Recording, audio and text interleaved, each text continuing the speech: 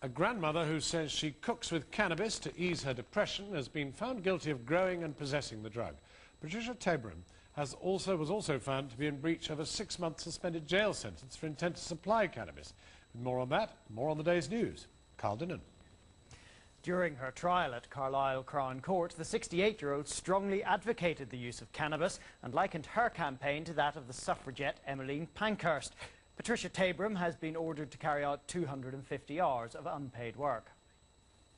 Patricia Tabram grows her own cannabis plants at her home in Humshoff near Hexham.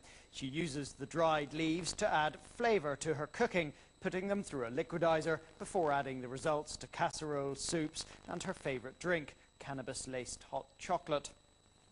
She says the drug relieves her aches and pains and has been running her own publicity campaign alongside the court appearances, extolling what she claims are the benefits of cannabis use. I'm using it. I had it this morning in my scrambled eggs. I'll be having it this afternoon at lunch, and I'm not giving it. The police, however, take a dim view of her habit. They say she's consistently flouted the law. When they raided her home in 2005 and found cannabis plants in a wardrobe, she was already in breach of a 6-month suspended sentence for a conviction 2 years ago, when she admitted possessing cannabis with intent to supply.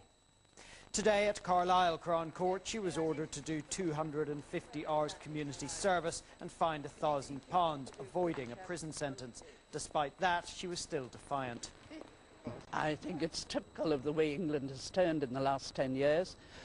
We haven't moved forward into the 21st century like the rest of Europe has, or like Canada has, or Australia, or New Zealand, Spain, Italy. All these countries have decriminalised cannabis and are allowing people to grow it in their own home, just one plant at a time for use by the people in the family. Mrs. Tabram says she'll continue to use cannabis, and she says she's prepared to face more court appearances and even jail as a consequence. Turnout has been described as